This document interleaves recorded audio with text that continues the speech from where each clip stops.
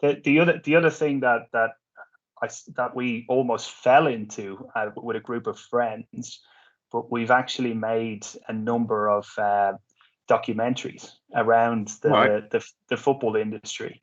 And the first one that we made, a very good friend of mine, Rob Fulham, he came to me with a story, and this was in 2013, and it was 4 paragraphs that had been translated from Portuguese into English.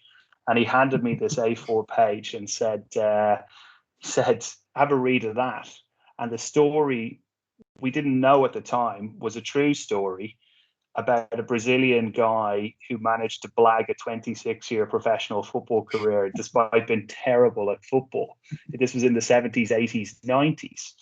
But I'd never heard the story. The guy's name is Carlos Enrique Raposo, but like all good Brazilian players, he has one name and he's known as Kaiser. And I went online, I did some reviews on this, and there was only a few sorts of blogs that you wouldn't necessarily trust, and ended up going to the World Cup in 2014 with a good friend that I studied with, who was from Rio.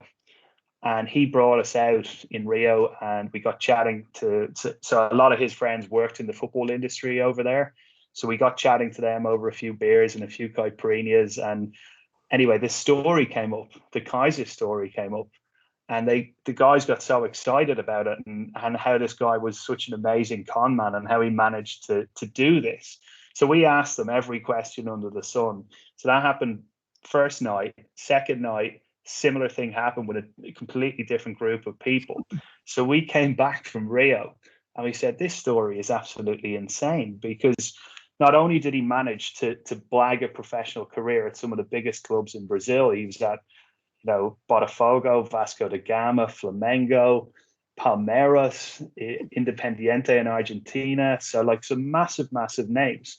But he also befriended 2 generations of the best Brazilian footballers. So from the 1970 World Cup winning team right through to the 94 World Cup winning team, he knew all these guys and they were his friends.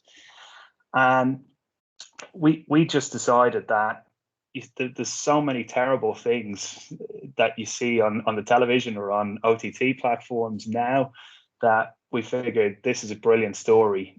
We should try and get someone to make it.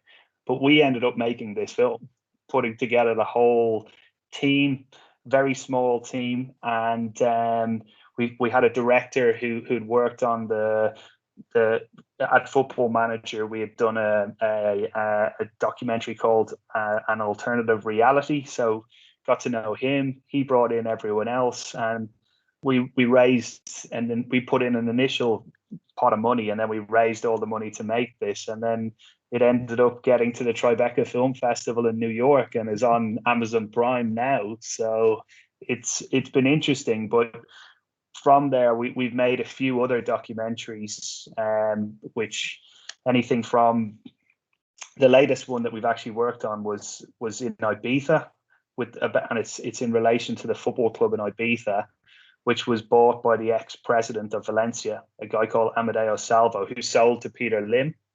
And they were in the 5th tier in Spain, and he's trying to bring them to La Liga, and he's rebranded the club in a very sort of sexy way, in a very Ibizan way.